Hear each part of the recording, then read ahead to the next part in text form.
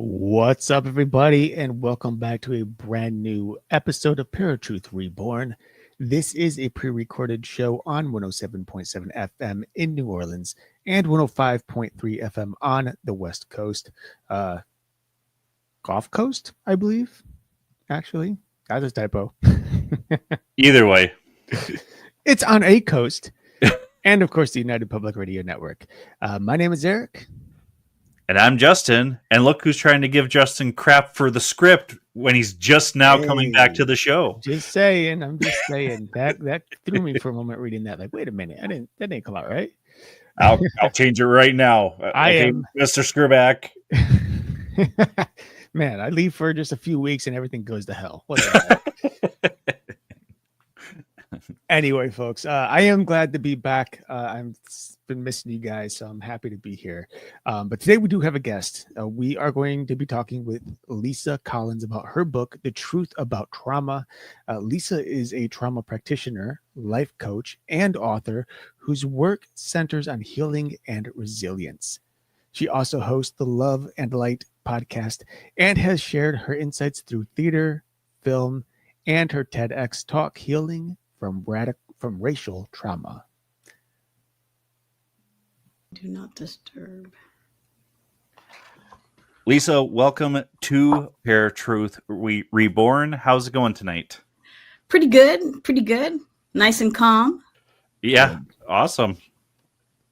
So we got you on. Our show is absolutely 100% a paranormal show, but we kind of tie this into you can have trauma from hauntings and stuff like that, but also the way the world is right now. So we wanted to have you on. Eric and I have gone through some major trauma this year, and we can maybe get into that a little bit. But what inspired you to write this book? Great question. Justin, I wrote this book because I was actively healing from trauma myself. And I didn't believe in any of the modalities that are in the book. I just thought that's a bunch of hogwash. And I'm that kind of person. And everything in there I have used to heal my own trauma, generational trauma, psychic trauma, family systems. So, yeah, I wrote it to share with other people. Okay. Well, now, was there, you just said there are a couple of different reasons why you wrote it, but is there anything particularly personal in terms of your experiences that really just kind of hit the head of the nail that you said, this is the reason why I have to do this specifically? Yeah. What floored me and kind of took my feet from under me is experiencing discrimination at work. And my grandfather was a sharecropper who worked until he had his own land. And I was born in 1965. I kind of thought I'm over it. And I thought that I wouldn't have to experience some of the extreme things I experienced. And what I end up doing is I end up studying those things for my doctorate and wrote a healing modality for that. And what I found in my work is that to heal any kind of other trauma, racial trauma, gender trauma, any kind of other thing, I needed to go and heal the foundation of all of it. Yeah. So how does your work differ from like other trauma and healing workers or even other books that have been written? Yeah, my book is written from things I've done. And many experts out there that talk about trauma from a psychological point of view or mental health point of view are stating things that are best practice. And, even the Oprah and Bruce Perry book they have stories. This is what I've experienced. This is how I thought it wasn't real. This is how I actually healed it. Okay. Well, no, with that said, like, who did you really write the book for? Like, is it for survivors, clinicians, family members, a mixed number of people? And how is it supposed to, like, I guess, is it supposed to help them through? Are there various techniques to help them through the trauma? Or is it more of like showing people that they're not alone? Great question. This book is for anyone like myself who feels like whether you've experienced something extreme, because what a trauma is your body telling you that there's a danger. And that could be from watching the news, honestly. And so if your body is feeling like it needs to protect you from a danger or seemingly a danger, that's a trauma response. And a person like me who felt like, well, I don't think I have enough things to go to therapy or to do rapid eye movement. I just like, it's okay. Just shrug it off. Like, it's not a big deal. Right. Right. Those people, which I think is just everyone in our society, has something that if you asked them about it today, it would needle them a little bit. And that's what that's who the book is for. Okay. That's pretty fair. Like, the one thing I notice is a lot of people, myself included, you experience something that's hurtful, and instead of just letting it go and releasing it and learning to work with it, you push it down. And the more you push this thing down, the more it develops, and eventually it becomes a trauma that you're not even aware of until it's too late, and then you're spiraling.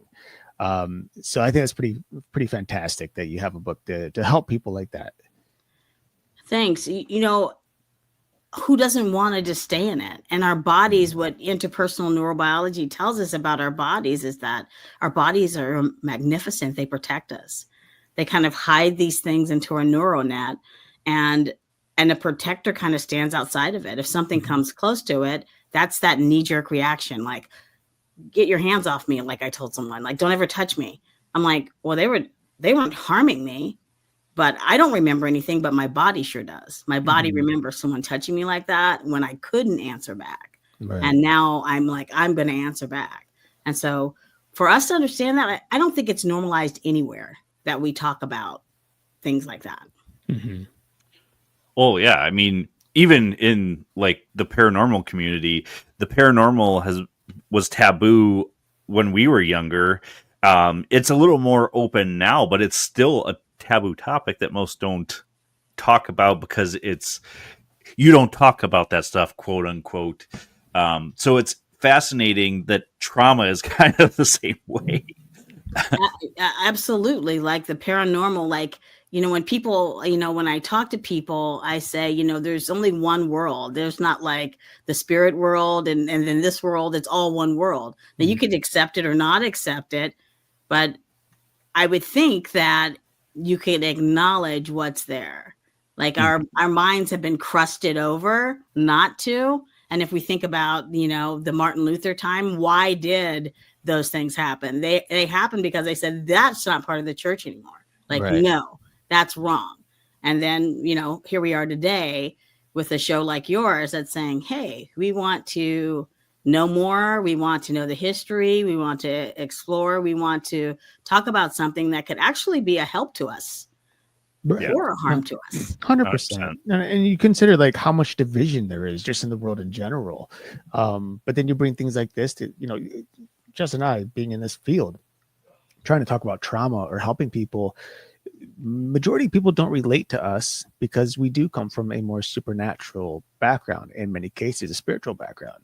Whereas people who are very spiritual, they tend to connect with us better, and we're able to help them in ways that maybe those who are not spiritual cannot. You know, we see this constant kind of a wall up between individuals. And I think what's really important is just as science and the paranormal were once one and the same and work together, or we'll say science and religion, for example, that's something we need to come back to. We need to find a common ground and start to work with people on people level, on human levels.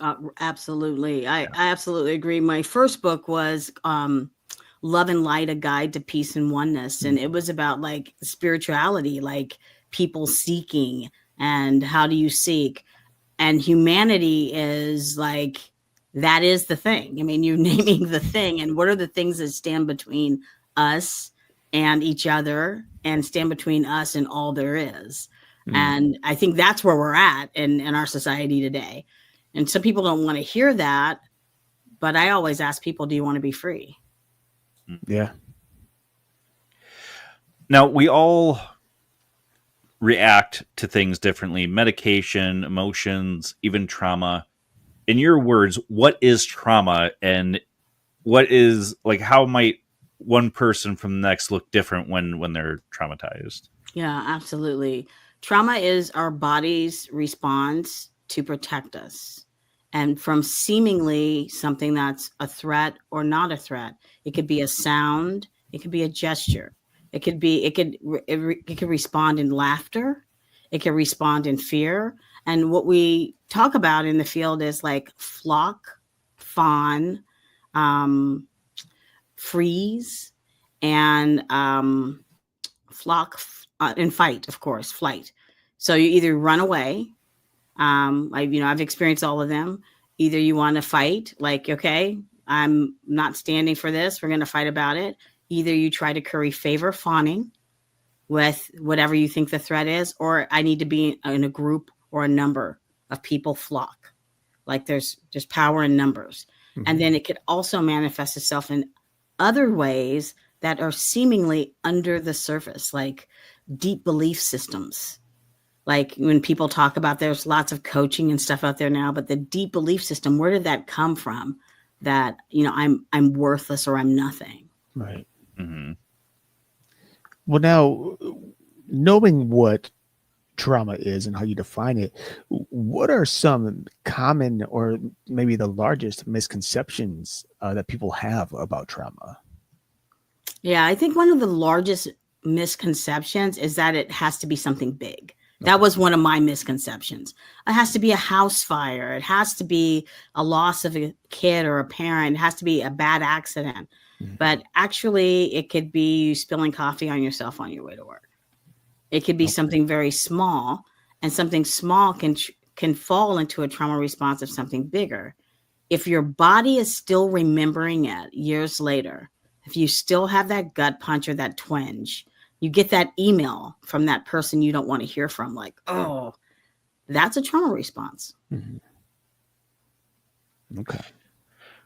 Now, something you mentioned a little bit earlier was generational trauma, racial trauma. How does one go about recognizing that's what you're going through, other than like physical or emotional trauma, and how do you fix those things? Right. Well, we got a long road ahead of us, don't we, Justin? Wow. Well, I can, share my own experience is that, these traumas show up. What I talk about in the book is like grandma hides money everywhere. Grandma lived in the Great Depression. So now I think that I need to hide money, or I need to, hoard money. So sometimes what I talk about in the book is how do things show up to you that are not right-sized, right? Mm-hmm. So one thing, for example, is in my family all have deep freezers. And when I married, I said, we need a deep freezer. And my spouse said, why? We have 2 refrigerators. I don't know why we need a deep freezer. And I said, because we need to put food in it. We cannot eat that much food. And I had to think about, like, why do I want a deep freezer? And then I realized everyone in my family had a deep freezer on my mom's side, and they grew up on a farm with 10 kids.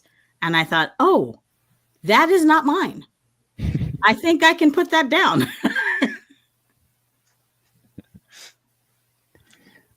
Well, now, and I think we all kind of have those type of things. There's plenty of things that I still do that, but I grew up with that my parents had, and I'm the same way. Like I should have this, I should have that, and then I realized, wait, but that's not me. I wouldn't normally have that particular item or whatever, but because everyone else had it, I should have it too. I should keep it like a tradition, even though it's not necessary. Right, and I started pulling on the thread a little bit of like, why is this? Why is this in my body? So when we talk about generational trauma and we talk about epigenetics and stuff like that, there's things in our bodies, how we think and how we look at things that may have been passed down. And I think racism is a really good one. because of, the indigenous people being in the United States first, actually all over the world. It's not a United States problem. I mean, there's colorism, there's caste. And for me as a Black woman in the United States, like sometimes I find myself bristling over things that I've just been indoctrinated by the media. And for me to just like be curious is what I say in the book. Be curious about things that seem a little off and be willing. And the universe kind of opens those things up for you to heal them. Okay. And, you bring up racism, racial trauma, and I have been saying this for a very long time. We're all one race. We're the human race. We just all come from different ethnic backgrounds. So for that word to even still be around is the most ridiculous thing I've ever heard. Just because I grew up accepting everybody. Our grandfather taught us to accept everybody. It doesn't matter what color skin you have, what color hair you have, if your eyes are blue or brown. So, I mean, yes, we have to heal from all this trauma that has been done prior to us existing, but we need to eliminate that word completely out of our vocabulary to even come close to healing that trauma too. I would like that very, very much. And one of the, things that happened when I did write my dissertation is I wrote a healing model. And the healing model is about like, when you're not okay, Eric, I'm not okay. Like when like that is who I am. And the more that we are all like that, then I think the humanity can show up, but we're not, right? Because we have institutions in place and we have oppressive practices in place that separate us. But once our hearts are open to know that if my brother suffers, I suffer, then we are so much closer to the ball. Right. Absolutely. And I feel like people, just with our modern civilization, we have phones that we're just constantly staring into, or on computers, social media, everything else. People become so disregarded to the space around them and the people around them. They put up these walls that maybe they don't even mean to. We should all be empathetic toward one another, be sympathetic toward one another as well. But time and time, and I'll admit, I'm guilty of this at times, where someone's having a bad day and I'm like, oh, I don't want to deal with that. Like I've already had my own troubles. And that's not always a good thing. Like they might need our help, and likewise we may need them, someday.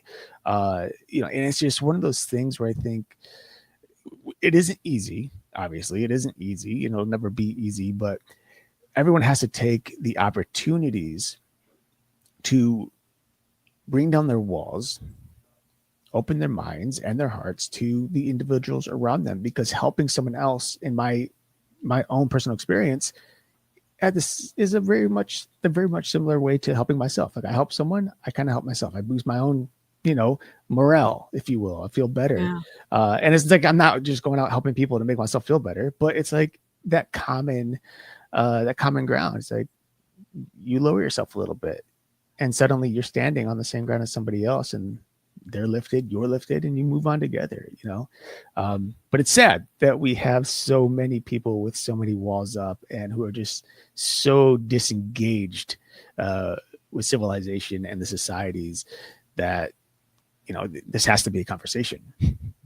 Right. And I think that we're probably doing better than we think we are, but we're so isolated. Like, I don't know you gentlemen, I'm just meeting you. I'm grateful for the opportunity to meet you.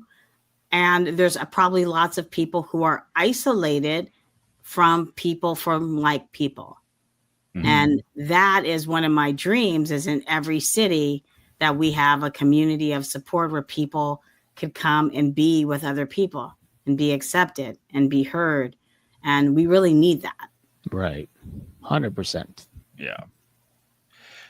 Now, in your own words, you've kind of touched on it a little bit, but in your own words, why is it important to normalize conversations about trauma? I think, like myself, I thought it was just my experience. So when I went to learn about, I accidentally learned about it. I don't think it was an accident. And I learned that my body is responding and that my breathing gets shallow. I just said that's not true until my breathing was shallow. And I had to tell myself to breathe. I think right now, especially right now, that we all need to like center and ground and know who we are. Mm-hmm. And part of who we're not is whatever trauma we've experienced, either generationally, in our community. We're not that. And I think right now we're really spinning and thinking that we are that. Right. I would love if we could, as a people, just put some of these backpacks down and lean in together. So I think it's like vital in any healing to like get to the core and said, hey, that thing that happened to me when I was 5, I'm going to heal that. I'm going to, work through it. I may even do forgiveness. I'm going to work on my energy. I'm going to make sure my boundaries are clear. And I would love to just like lean in and maybe pull somebody else up who's struggling. Right. Okay.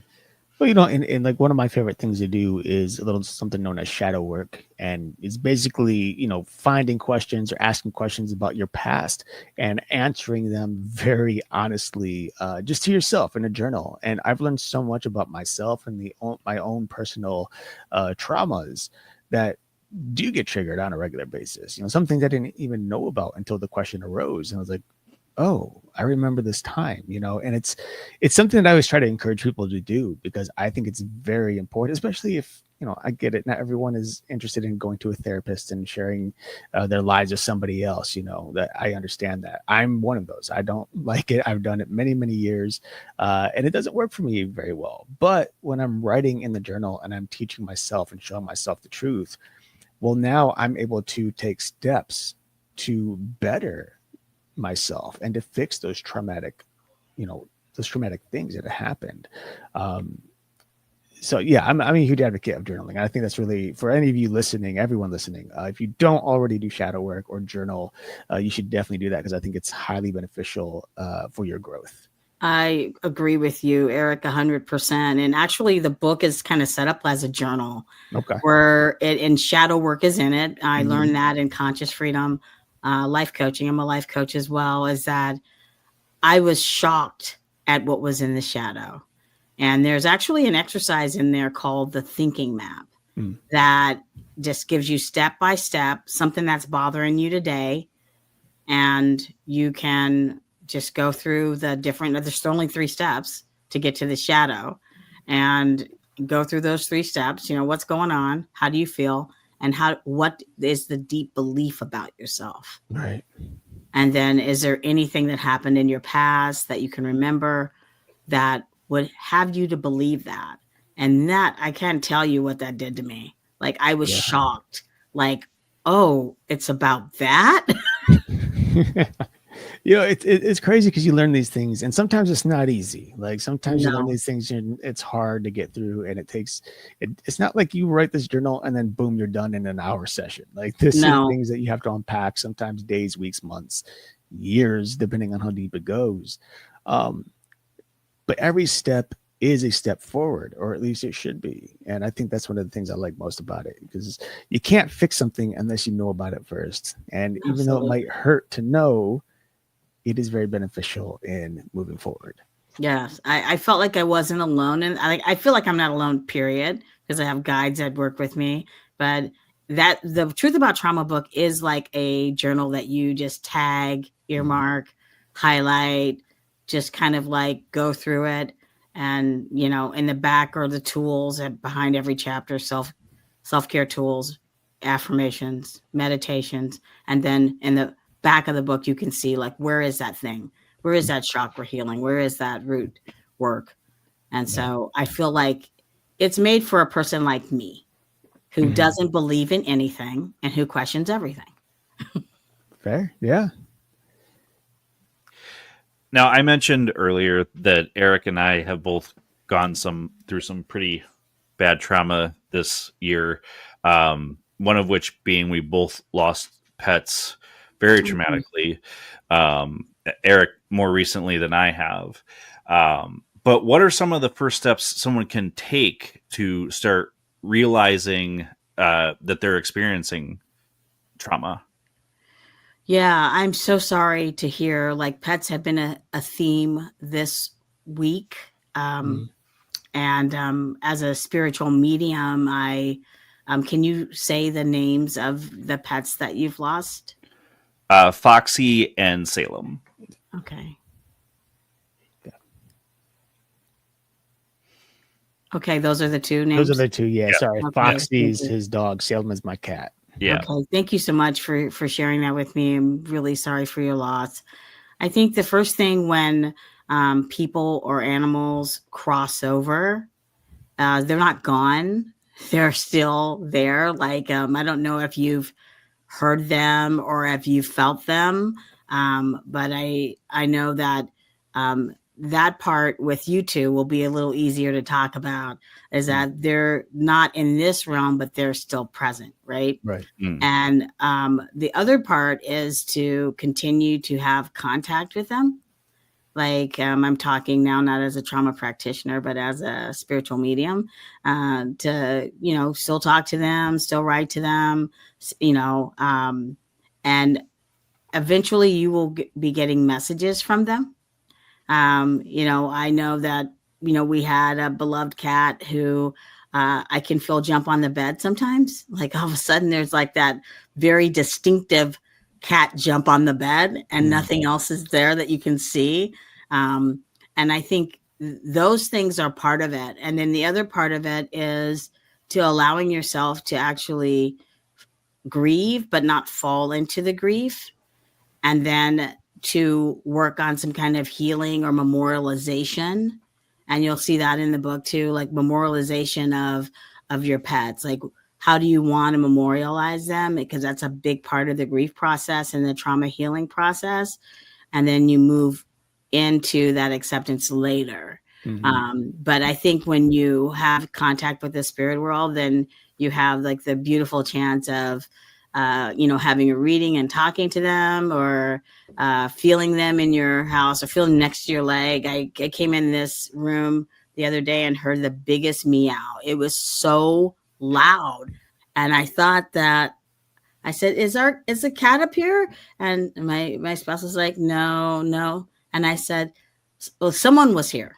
I mean, it was loud, very, very loud. And I was like, okay. I don't know. Someone is here. And so, don't discount those things. Okay. Thank you. You're welcome. I hope they come. If they come, I'll tell you. They may. Sorry, I kind of lost my spot here. We have like a list of notes that we follow to help guide us, because we used to be really bad at keeping our heads straight in the middle of conversations. Wait, where were we going with this? I had another question. I can't remember it.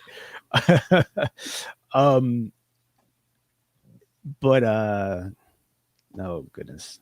I'm sorry. No, don't apologize.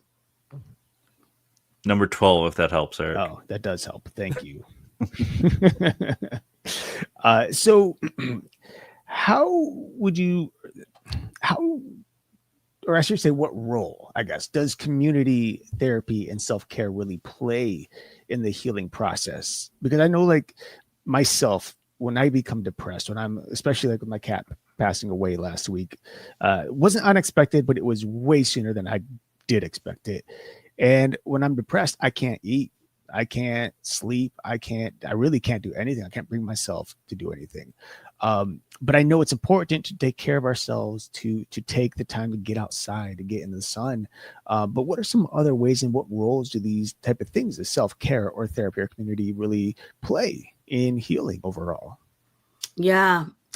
What I believe is that there is a time and place for everything. And part of it is like allowing yourself to, like, listening to your body, of what your body is saying it needs. And we know, what I know is when grief happens for me, or when I am I call it turning the screws inward, where I'm just like really shutting down and getting into that into that hovel, into that cave, that I can't stay in there. And one thing that always reboots me is there's a couple things that I keep in I call it my toolkit.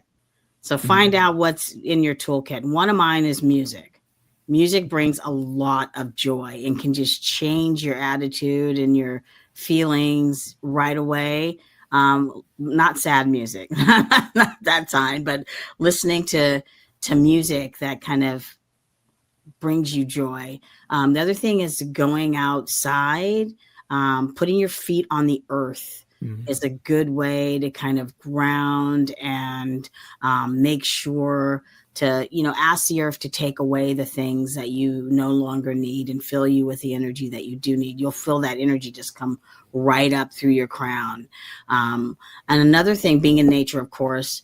And another thing is like to make sure that your energetic boundaries are really, really clear and tight. And, chakra clearing, working on those chakras. If this root chakra or whatever chakra is blocked, and in the book I talk about that, like looking at those chakras, those are energy centers, to make sure they're clear is another way to just to help breathe in a little light, just to catch your breath a little bit. And then of course breath work is really, really just soothes and just takes care of you. Those are a few. Now we do this all the time, just because we're taught to deal with trauma a certain way. But how can friends and family best support a loved one going through trauma? Yeah, recognizing that it's trauma. That's another reason for, like Eric had mentioned, community and engagement is recognizing when someone is in a trauma field, right? And when someone falls into a trauma field, they typically may be saying the same thing over and over again. They may tell you the same story over and over again. I call it scripts.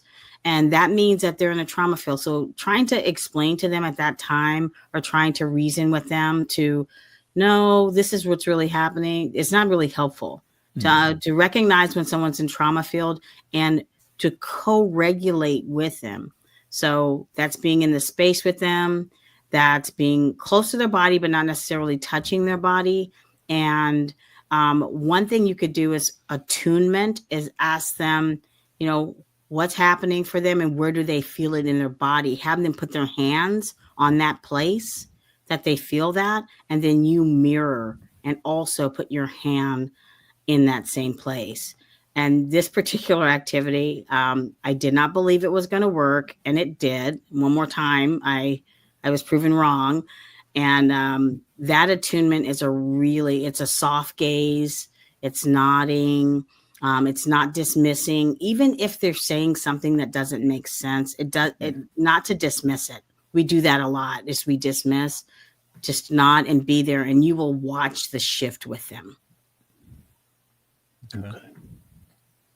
Well, now is also going off of that, like in your research and experience, what approaches to healing tend to be most effective long term? Yeah, I think long term is actually for people to like not do the like Band-Aid thing. Like, put a Band-Aid on. I feel so much better. I'm done. And like you had said, Eric, it's like, depending on what you're experiencing or what you're dealing with, it's not like a one-time, like, I'm going to do it and I'm going to be free and it's going to be over. Right. It's that maintenance step of, in the book, I talk about the body, the mind, the spirit. So paying attention to your body, getting to know your body really well, having a relationship with your body, and then looking at your mind patterns. What are you thinking? What is there garbage coming in that you're paying attention to, negative thoughts that you're romancing? And then how to change those thought patterns to be more healthy thought patterns. I used to think, like, everybody thinks like this. This is like this running diatribe that's in my head that's what everyone's having. But no, not really. No. Right. And now my head is peaceful. It is quiet. And then your spirit, then your joy. Like, what are the things that bring you joy? And those three things are the cycle of longevity in my experience. Okay. Now, you've talked about how writing this book has impacted your own life and your own healing journey. But did you learn anything surprising about yourself while writing the book? I think the hardest part for me was writing the family systems. Like in the back of the book, I touch on a few things in the last chapter: family systems, gender, race, sexual identity, and the family systems part. I just remember, just as I was starting to write it, I just start and throughout the book, I share experiences from my family, and it was just hard. It's hard to acknowledge the truth. Mm-hmm. It's not like you're going over to mom, dad, or grandma and saying, "Hey, you remember when we did this thing? That was horrible." It's me acknowledging the truth and me healing it within myself. And I just want to pull the blinds down of unfortunate experiences or things that I did not like or enjoy that harmed me. And me being honest with myself and saying, okay, and me being honest with myself for you, the reader, so that you can say, it's okay to say this stuff happened. It's just about healing it for yourself and moving on, not about going back and, holding court with other people. Right. I think that part made me pause for a minute, and I got the nudge, like, yeah, you're going to write it. You're going to write this down. It's going to help people. Yeah. Well, I think that it's really hard because as people, we want to hear the apologies from individuals who've hurt us. And so often, it's in my own experience, I wouldn't say often, but in my experience, there's been things that happen where I try to bring it up to someone who's hurt me and try to show them where they wronged me, and they never see it. They can't see it. They don't think they did anything wrong. And in that case, you never get the apology. And so it's hard to find the closure and the healing. But yeah, as you said, it is something which I'm still learning, that you have to do is just like internalize it, understand it yourself, and then forgive it without hearing the apology. Because you simply can't, you just can't move on otherwise. Mm-hmm. It just lives with you. Mm-hmm. And I didn't want it to live with me. So I had to humble myself to, I talk about in the book also like a forgiveness protocol. And the forgiveness was for me to be free. And so I looked at what they did. And then I also looked at how I was holding a resentment against them. Mm-hmm. And I did all of this in writing as a writer. I have my journal right here. I mean, I asked for forgiveness for myself. And then I said, I forgive you for these things. And I'm asking forgiveness for me with these things. Mm-hmm. And because I want to be free. I want to be free, and I can't help other people if I'm holding on to stuff. So I'm a conduit for healing. I have to let it go. And I will say, I want to add for our listeners, sometimes it's not easy to just let something go mentally. Sometimes you need a physical thing to let go of, something you can see. And so that's where like cord cutting or burning of paper comes in handy. When you write these things down, you forgive and you forget. You light that little sheet of paper on fire and let it burn away. And that's just the manifestation in your own life of that disappearing and letting it go. And I think that's, for me, that works really well. I'm a very visual person. Mm-hmm. Sometimes internally, especially since I have obsessive compulsive disorder. And so I constantly have an onslaught of intrusive negative thoughts, and it's hard for me to get past those at times. So whenever I try to think something positive, something negative is like, nope, get out of here, So having those physical elements to try to help me navigate and help me to really imagine and see myself letting go of something is important. And so for those of you out there listening, I think if you struggle like I do, those are two very strong options. There's a number of ways to do it, but those have always worked for me. Absolutely, and I've done both of those actually. And so yeah, I totally agree with you, Eric. If you're out there and there's no like you do it, it's not like school. You do it and you got an A. It's right. Like really the heart of the work is your intention and walking, and do what feels good to you. Mm-hmm. Like any of these things are suggestions, but whatever feels right for you, do it. And, you know, I've also worked on the intrusive thoughts. Like I worked with a healer and it was like lifetimes and lifetimes ago Right. of working through, you know, I was like, but I was so grateful there was someone that, you know, could hear me and help me. 100%. Now, what societal changes do we have to do, in your opinion, to better support trauma survivors? I think we're all trauma survivors. So I think the better support all of us is that if we could have places, you know, like your podcast, I'm going to start a podcast soon, The Truth About Trauma, places where people can get information and then eventually start to gather. Like either we're gathering online, and I think for us to be able to recognize when someone is acting in, that's depression, workaholism, that's the shock that happens when a trauma happens. You're either acting in or acting out, and seeing how people can go from one cycle to the next. Recognizing trauma responses is the first one. The second one is how are we as a community going to gather to support each other? How are we going to bring our nervous systems together, whether that's online or in a space? You know, people used to go to church. They don't really go to church anymore. Love and Light talks about that. We really need to gather in our homes or however we need to do it, like people to gather. This is a call to action for us that are isolated out there to come together. I think that's one big one. And then to have a relationship with your body. When your body is telling you something is too much, too soon, just stop and pause for a second. And we have this go, go, go society that makes us take on a million different things as we're doing media posts, and I have to say to myself, like, this is great abundance, but I need to slow down. My body is saying, slow down. This relationship with our body is vital.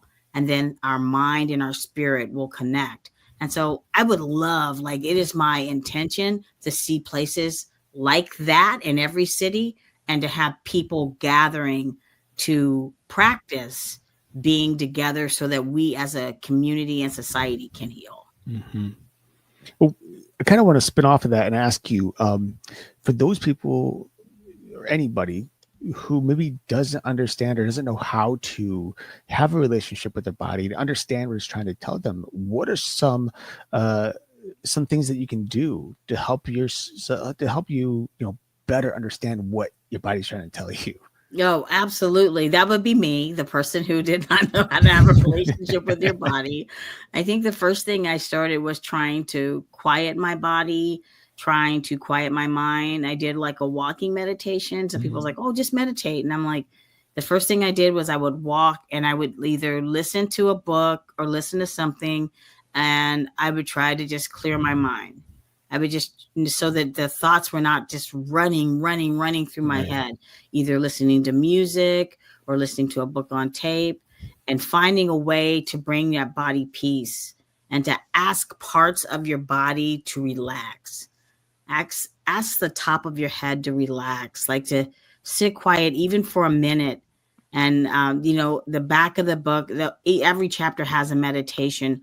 Meditations could be anything that feeds you, anything that feeds you and quiets you. And after a while, you will start to get body sensations. Sometimes, like when I talked about the email, the body sensation of like, oh, it's Joe again. Like those body sensations we want to start to pay attention to. I learned to ignore them. Like when you're hungry or you got to pee, you're like, oh, I don't want to go right now. Like those are body sensations. So start paying attention to body sensations and pausing with that. Oh, I'm hungry right now. And I've even got to the point where I got it from the dinner table when I was hungry. And I was like, oh, why is my stomach growling right now? That's when I realized, oh, my body has learned to eat food for comfort. So I was having a hard time and my body wanted something to eat. I just ate. So I taught my body how not to do that. Like, we're not going to eat again. Yeah. But listening to those body sensations is the first step. Okay. And quieting the mind Mm. and body. Now, if there's anything that someone can take from reading The Truth About Trauma, in your opinion, what would you want them to take from it? I would want them to take that everyone can live in peace. That you don't have to struggle and you don't have to suffer regardless of what has happened to you. Like, you may need additional help, but all of us who have lived with childhood trauma, who have lived with losing people or animals, you can live at peace. You can have a peaceful life. You can heal. Mm-hmm.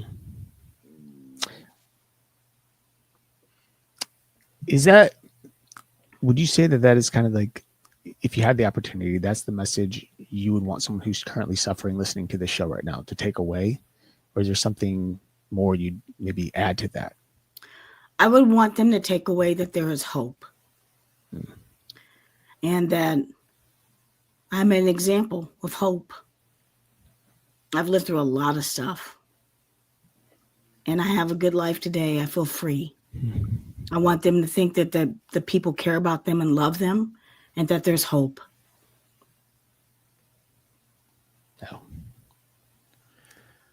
That's something we're lacking these days, is hope. Not that there isn't any, just feeling that hope. So I as someone who is working through a lot of things myself, it's something to definitely grasp for sure.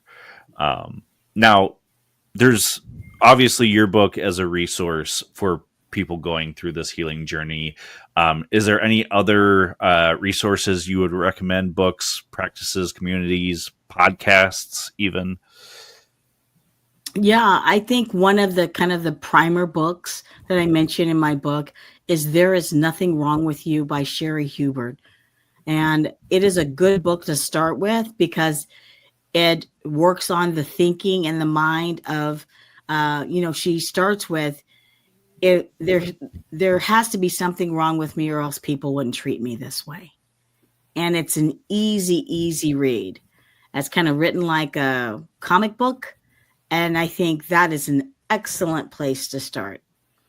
The other place that I got my beginning is with the Center for Justice and Peace Building and the Strategies for Trauma Awareness and Resilience, which was founded after 9/11 as a way of healing. And that model is the model that I put my racial experience on top. And it's very, very clear. You can go to Eastern Mennonite University Center for Justice and Peace Building, and the models are right there.